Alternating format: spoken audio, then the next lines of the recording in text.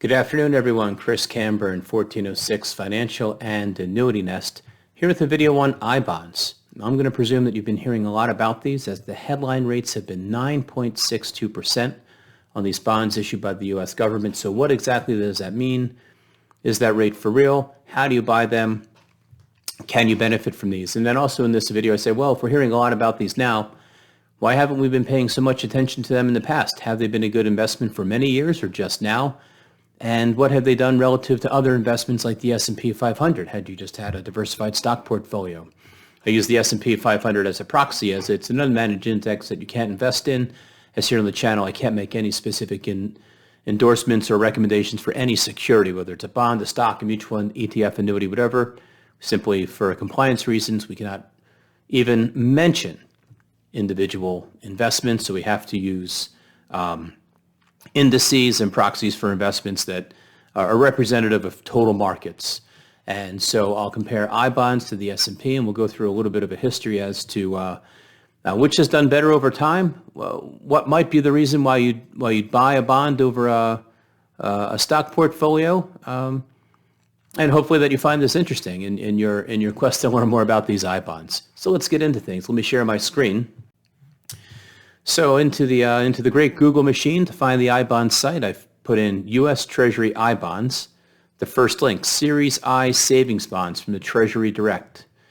As just to touch on how you buy these, you have to buy these directly from the Treasury. You can't buy them through a financial advisor like me or any intermediary. You got to go right to the Treasury website. There's also a paper method. We'll touch on that, but this is focused on someone who's going to do it through a website electronically. And so you get to the website, and here you can see Series I savings bonds. And here it is, news. The initial rate on new Series I savings bonds is 9.62%. You can buy iBonds at that rate through October 2022. And then you can click to learn more. So the 9.62 rate, pretty astounding, right? That's the headline rate. I wish they would kind of tell you really what that means initially, not such a it's like a clickbait headline almost. What it means is you'll get you'll get half of 9.62 for 6 months. So you get half that rate for 6 months, and then the rate sets again. And so let's get into why that is. So iBonds can be purchased now, as is late July, through October 2022. There are 6 month windows in which you can buy iBonds at the stated rate. It's April through October of every year, and then November through March, right? Is that 6 months? April, May, June, July, August, September, October. I know it is. They announced the rates in April, and you can buy May through October. Then they announced the rates in October for November through April purchases. All right, so there's 6 month windows. You'll get the rate when you go to the website. So, but you got to hop on these until October of 2022. And here it even says, iBonds can be purchased through October 2022 at the current rate. That rate is applied to the 6 months after the purchase is made. For example, if you buy an iBond on July 1, 2022, the 9.62 rate would be applied through December 31st, 2022. And interest is compounded semi-annually. So you get the rate for 6 months from when you purchase, and the window is anywhere from May to October right now. And here's the thing. You can only buy up to 10,000 of iBonds electronically each year. You can buy an additional 5, what they call paper form, and it's by submitting proceeds from your tax refund to be used for the purchase of iBonds. So you can do that if you want. But today's video, to keep it simple, I'm focusing on $10,000 a year per person, so $20,000 if you're married, and $10,000 a year per person, as easily as the website works, easily through the Treasury Direct website. And the site goes on to indicate that iBonds are a way to save in a low-risk product that helps protect your savings from inflation. It's a supplement for your retirement income. You can give iBonds as a gift, and you can pay for education. So when they say a low-risk product that helps you protect your savings from inflation, iBonds are inflation bonds. We're going to read that there's a component of these that's a fixed rate and an inflation rate. All of the 962 or 481 for 6 months is coming from the inflation component right now. And you're going to have to figure out if that's going to be a good idea for you or not.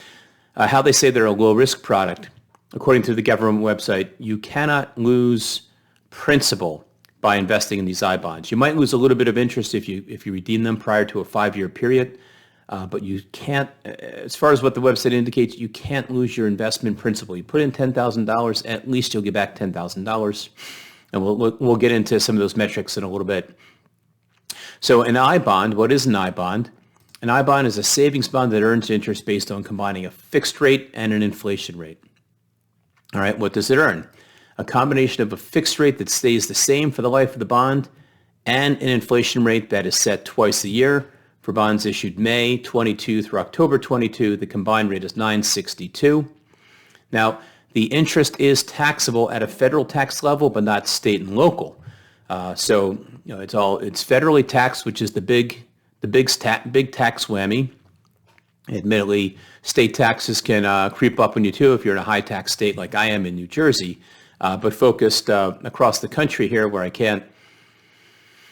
You're going to have to know your own state tax rate to apply it to you, but for what you're not paying in state tax. But federal tax is the big one, so we'll focus on federal taxes. Paper or electronic, both. You can buy a paper iBond only when filing a federal income tax return. I mentioned that earlier. For the sake of this video and simplicity, I'm focusing on paper, the electronic bonds that you buy directly through the site. You can buy in increments of starting at $25,000, and it says somewhere here you can buy them to the penny up to $10,000. So $632.43 if you want. Put in any amount you want, $25 up to $10,000 to the penny. And here it is, electronic $10,000 total each calendar year. Talks about paper $5,000. Any amount to the penny, $25 to $10,000. And then how long must I keep an iBond? Now, this is interesting. iBonds earn interest for 30 years unless you cash them first. You can cash them after 1 year, but if you cash them before 5 years, you can lose the previous 3 months of interest. For example, if you cash an iBond after 18 months, you get the first 15 months of interest, right? Cash them after 24 months, you get 21 months of interest. So it seems like you have to keep it for at least 1 year to redeem them. So you might be locked up for a full year. Not exactly sure. I wasn't able to look into that aspect or ask anyone about that. So let's just assume you have to hold it for a year. And if you cash it out sooner than 5 years, you lose 3 months of interest. How much interest that is, can't say because the interest changes every 6 months. So you just won't get full interest credit, but at least you get back all of your principal plus some interest. I guess if you cash it after 15 months, you lose 3 months of it. You can only get 6 months of interest. I don't know. But keep in mind, you're not trying to short-term play these things. You're going to want to hold it for a little bit of time, at least 1 year, more than 5 years to get full interest credits. But the interest rates are going to change along the way. So let's discuss what it means to hold these for more than a year, up to 5 years and beyond. And finally, they just touch on how do I buy an iBond, and it's just electronic on Treasury Direct. Do it through your tax return. I'm sorry, I'm going to have to let you figure that one out. But go right to the website and buy $10,000 is the easiest way. So how do iBonds earn interest? All right. Interest on an iBond is a combination of two rates. It's a fixed rate of return, which remains the same through the life of the bond. So if you have it for 1 year, 5 years, 3 years, 9 years, 10 years, 30 years, the fixed rate is the same based upon the life of the bond. Now, I'm not exactly sure how they set the fixed rate. I'm certain it's based upon current interest rates, which right now they've been creeping up, but the fixed rate on current bonds is still 0. And then the variable rate, number 2, the variable inflation rate, which they calculate twice a year based upon changes in the non-seasonally adjusted consumer price index for all urban consumers, CPI-U. So the CPI number, consumer price index minus U, it's some adjusted thing, which right now, that's where they get the 9.62 from. So the inflation rate right now it's 4.81 for 6 months. So you get 0 plus 4.81 for 6 months. They annualize the number. 4.81 times 2 is 9.62. And that's where you're getting this headline 9.62%. You're probably not going to get 9.62% for 1 year. You're going to get 41 for 6 months. You might get more if the inflation numbers go up, and you're going to get a little bit less if the inflation numbers go down. So it's a fixed rate plus an inflation rate. The fixed rate is currently 0, and the inflation rate is 4.81 for 6 months, annualizing to 962. I just wish they would tell you 481 for 6 months. It's still a very good rate. The 962 just sensationalizes. I mean, it's still very good, but it's almost like some clickbait kind of stuff. So I wish it would just tell you what it is for 6 months, because you're never going to get 962 precisely. It's difficult to come out because the inflation has to be the same for 2 6-month periods. So, all right, so then you can get into more details here. Calculating interest rates on iBonds, because that's the most interesting thing here. It goes on for how they can be purchased and how they earn interest. It's compounded semi-annually. Then they go into the fixed rate and the inflation rate in a little bit more detail, as I just described. You know, the fixed rate of interest that you get for your bond never changes, and the Treasury announces the fixed rate for bonds every 6 months. The inflation rate is based upon the CPIU, and then to get to the composite rate, there's a little bit of a formula for how you get to the composite rate. I'm not going to go through it for this video. You can read it on the website and do the math yourself. But the composite rate right now is the 9.62, and that's what they put in the headlines. So let's see. Oh, here's when new rates take effect. January and July is when rates change. And we can see what rates have been in the past. Now, when you say, look, the rates right now are 9.62 or 4.81 for 6 months. Hey, Chris, why hasn't anyone been talking about these things for a while? Well, that's because only until recently has the rate been anything worth talking about. Again, there's a fixed rate and an inflation rate component, and what this table looks at is the fixed rate for bonds issued in the 6 months after that date. So the fixed rate for many, many periods, let me see how much you can see on my screen there. All right, let's go back to November of 2013. This fixed rate was 0.5% here, 0.5%, less than 1. 0 for even longer. You have to go back until, let me see, make sure you can see this on the screen above my headshot there, I guess my picture-in-picture. You know, look, we have to go all the way back to November 2007 for the fixed rate to be 1.2. That's the fixed rate. Then there's the inflation rate. We'll look at that in a moment. So to even get 1% guaranteed on these, it's been since November 2007. I mean, when these things were first issued back in 98, the rates were above 3% until May of 2001. And if you recall, they cut interest rates after that recession we had in 2001, 2002. They cut interest rates, so rates came down from 3 to 2 and then 1, and they haven't just been anything, the fixed rates haven't been anything to talk about. Then the inflation component, admittedly, look, it's kicked in now. Let's get this on your screen as well. The inflation rate now, 4.81 for 6 months. 6 months ago was 3.56, and a year ago it was 1.77. So that's kind of interesting, 1.77. Okay, I'll take 3.4 annualized for a year.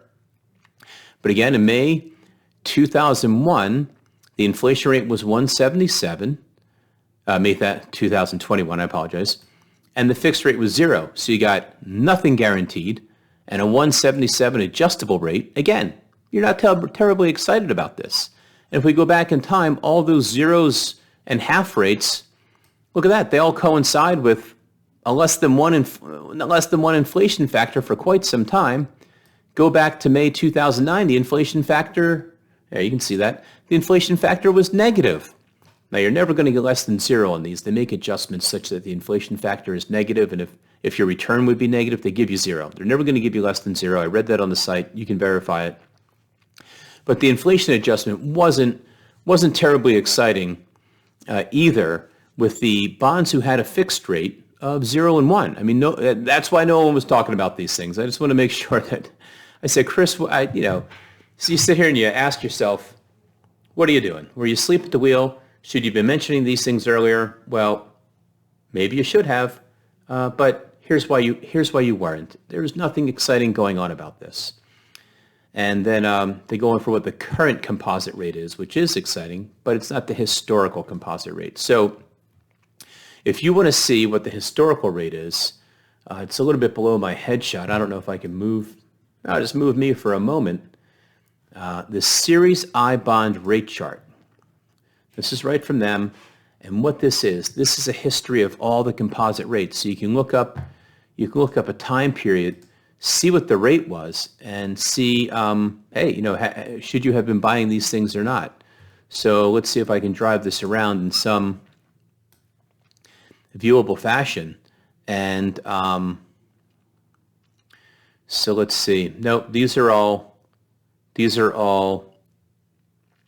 based upon current numbers. So the May 18s, for instance, are currently yielding 222, right? The May 18s are currently yielding 222.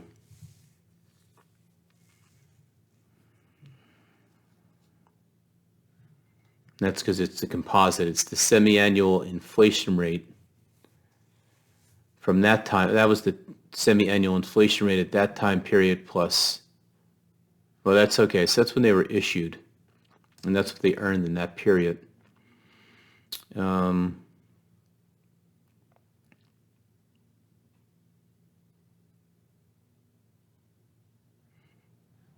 so when you go over now, they're at 962 as well.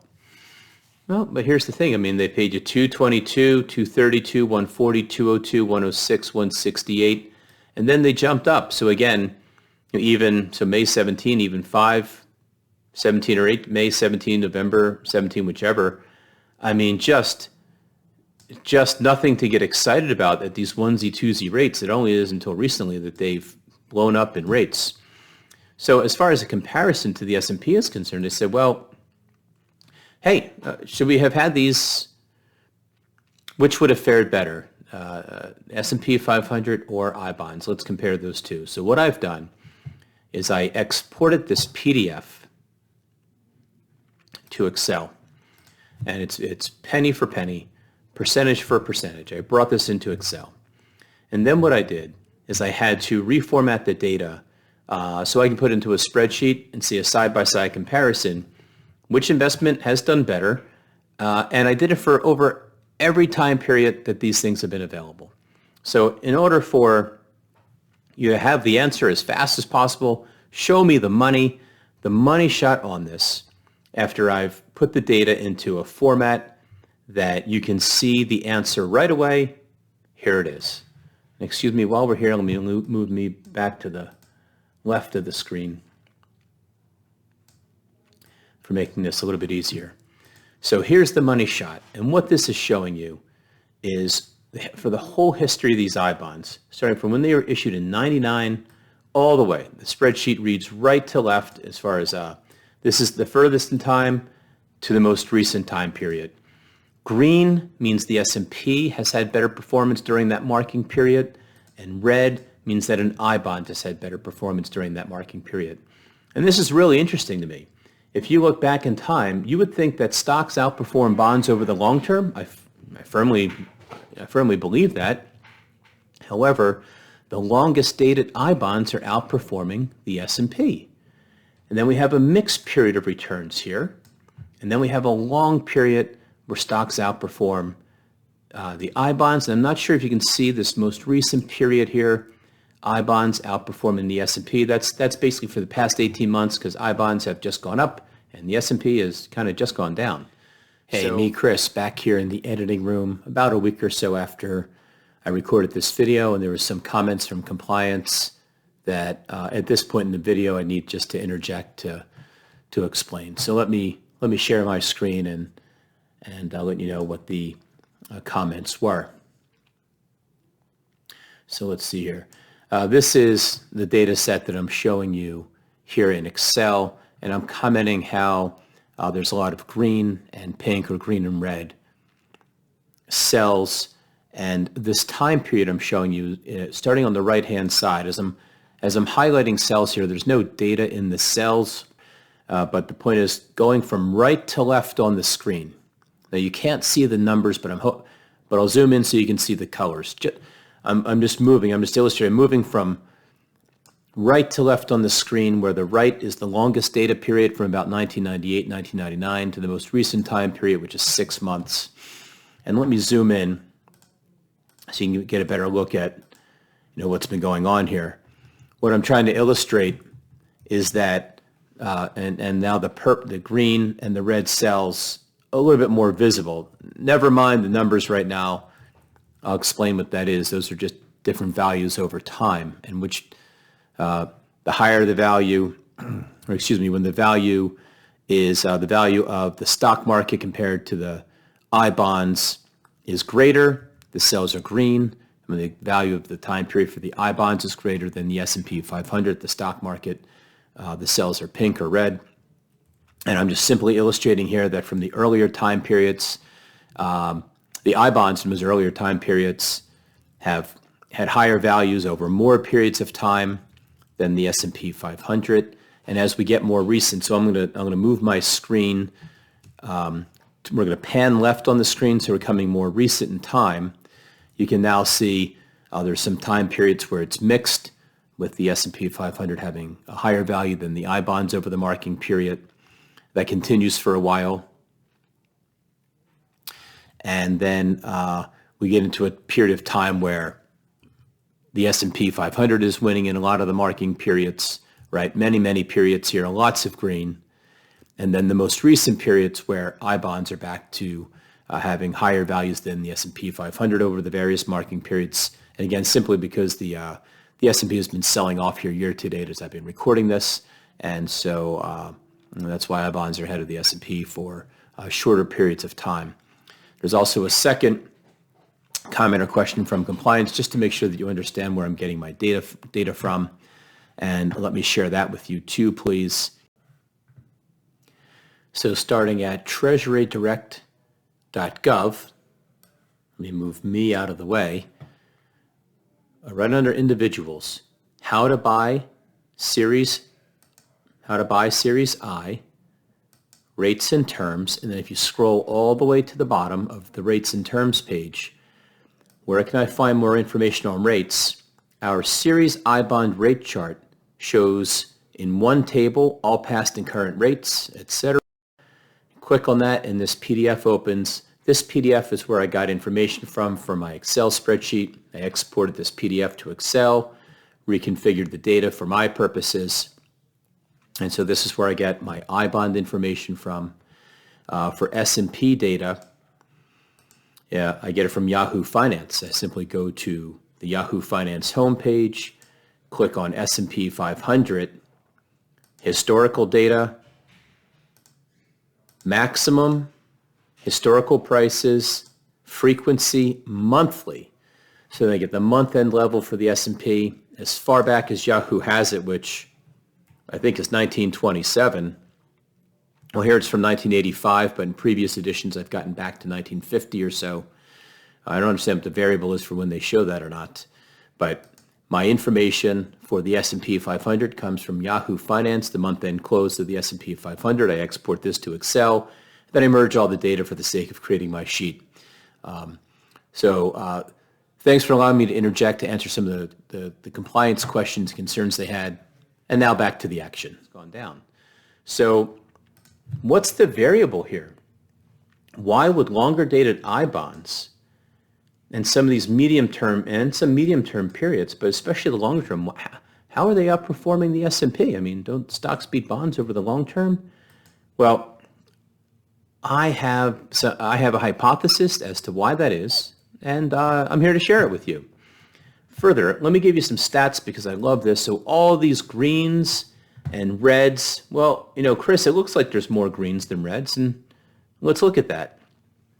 So on this spreadsheet, what you can see is there's been 1,225 marking periods in my analysis.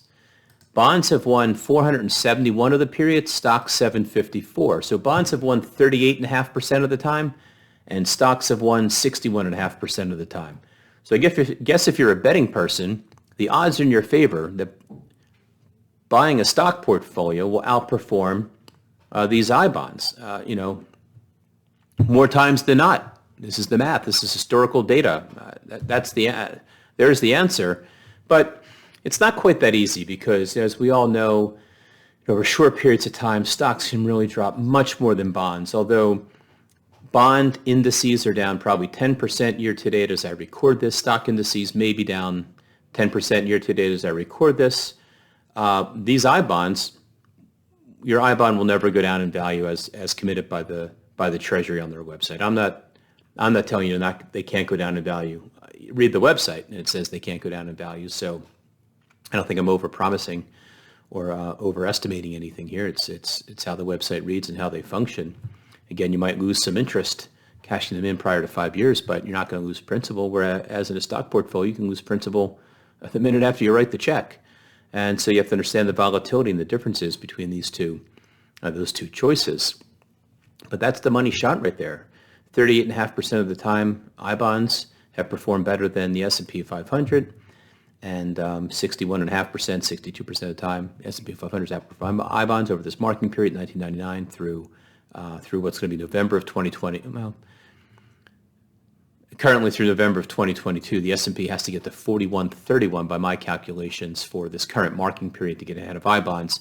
But that's not going to skew the numbers too much. It would just make stocks win more than bonds because bonds are all in the winning column for this current 6-month period. So I've put the inflation rate here for iBonds. I've put the S&P next to the inflation rate, and I've extrapolated this data for all these time periods, all these reds, all these greens. Who's done better over time? In 2015, look, iBonds got out of the box a little bit quicker because red means bonds are winning. Green, the S&P recovers and gets ahead of iBonds, handily beating it for the period. $19,000. If you invested $10,000, it would have been a little over $19,000 on stocks, a little over $12,000 on bonds, and so that's how this spreadsheet works. But what I'd like to get back to is these time periods where we have mixed results between stocks and bonds. Initially, bonds are winning here, and then stocks recover to win the race. So I was like, bonds got out of the blocks. But stocks made a great trip down the back stretch and around the curve and around the third bend, I guess you say, and around the turn and coming home, stocks improved to get ahead. And so, I just don't take at face value that they won. I kind of want to know, why did they win? How did they pull ahead? And at least in these time periods from the mid-2000s, it's just that we had this, stock pullback initially in the late noughts. 2008 and 9, we had a pullback, so stocks declined. Then they started to pull ahead in 2000. I guess it was really 2010 and 11. They started to pull ahead, and that's why there's more green. So mixed results because the stock market was so initially went down after those offering periods. But then here's the initial time. Here's the first offering of these. April of 98, October of 98, April of 99, all those time periods. Let me just make this smaller to remind you. All these marking periods here, those initial iBonds, you think stocks would do better than bonds over time, but all of these initial issues, up until April 2001, a lot of these initial issues are currently ahead of where stocks are. And so the reason I think that is, if you look at the history of the fixed rate component of iBonds, and we can exhibit that here. I think it was best on the Treasury website. Now, I got off that site because I opened up the PDF, but comparing iBonds, it wasn't comparing iBonds, it was understanding the rates. If you recall the fixed rate history on these, this is the fixed rate history for bonds. The fixed rate history, recall, let me get that. Oh, I just changed my head permanently on this thing. The history of these is that in the early offerings, the fixed rate, was 2 to 3%. Started at 3%, reduced to 2, and then finally to 1. So what that dovetails with is on the spreadsheet, these initial fixed rates, which I also have here on the spreadsheet for easy reading.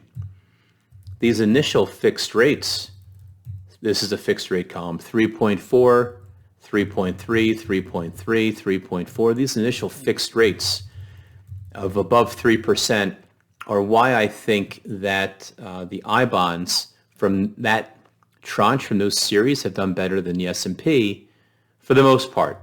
Here we have one where the S&P has done, there's a 3% rate, but the S&P has done better, and that's the ones issued in April 2001. I mean, that's coming off the Y2K. That's coming off the year 2000 downturn, if you guys recall that from 20 years ago. I mean, I lived through it the first 2 years I was involved in the investment business. The markets went down, difficult period. And so then here the rate drops to 2%, and you can see it's mixed results, 2%, 1.6, and it looks like stocks are winning a little bit more of the time period for that tranche. Wow. Bonds only won in 6% of the marking periods. I have a little bit of a summary here at the bottom. Bonds only won 6 out of 40 times with the 15%. Yeah. 2, 4, boom, anchor it. So it beat it 15% to 85. I mean, gosh. So here's a marking period where, let's just get rid of the dollar sign so I can move this over. And this is the dollar sign I got to get rid of.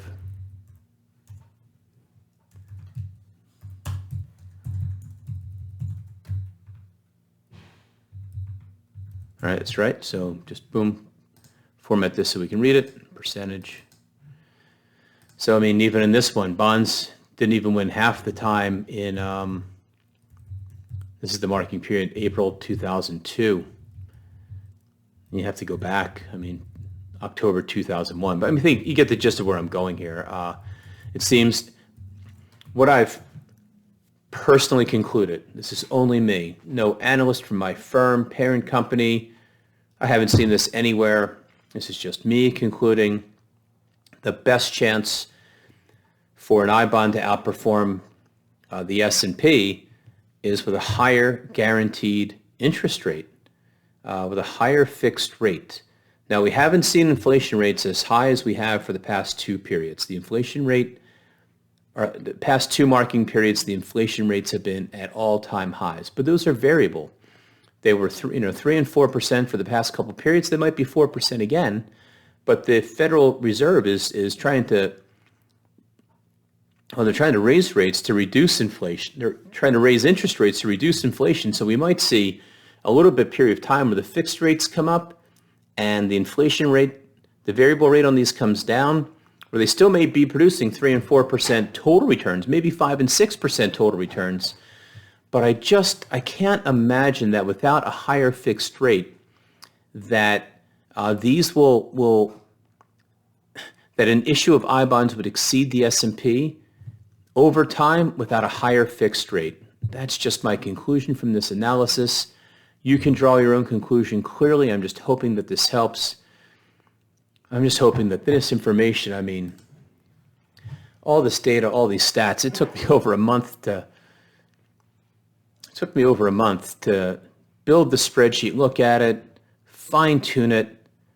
And so you see the stats, but you still can't conclude, like how much, if you have money to invest, how much do you put into iBonds, how much do you put into your stock market portfolio? I really think it comes back to you have to decide how much money you want to have at risk in stocks and how much money you want preserved through a bond strategy. There are some limitations on buying these iBonds. I wouldn't say they're certainly not onerous or excessive. Hold the thing for a year. If you sell it before 5 years, you lose 3 months of interest. Okay. But it seems that you won't lose principal. There'll be some predictability as far as getting your principal back. The rate's ambiguous because it's 0 plus a variable rate right now, but you're going to get something. But then again, you can only buy 10,000 of these a year. So you would have had to have been a consistent buyer, an early adopter of these, have any amount of money in these products. I mean, 10,000 a year you would have had to have been putting in 10,000 a year for the past 20 years to have $200,000 of principal plus interest in these products. I didn't do the math for how much you would have had you put in 10,000 a year for 20 years. That might be interesting, but if you've done that, God bless you. But I mean, I don't know anyone who's doing that or really looking at these once the interest rate dropped below.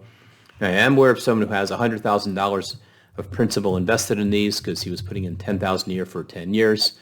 But I think he even got disenchanted. It wasn't on my recommendation that he started. It was on his own fruition. But I think he got disenchanted when the fixed rate got down to 0 or less than 1.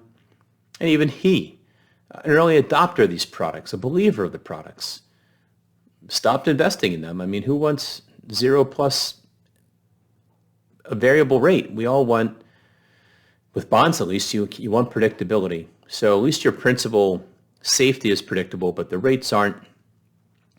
And again, you can't really put too much. Over time, you can put a good amount of these products, but it's a patience game. You can't just go writing checks for $100,000 to get it in here. So that's all I've got on this. I hope that it was helpful. Now, fast forward, rewind, of course, to the interesting parts, to all the stats that I've shown. No need to rehash it out. And I hope you've enjoyed the video. I hope you've learned something. And I hope it helps you make decisions that are helpful in your financial life. Thanks for watching. See you soon.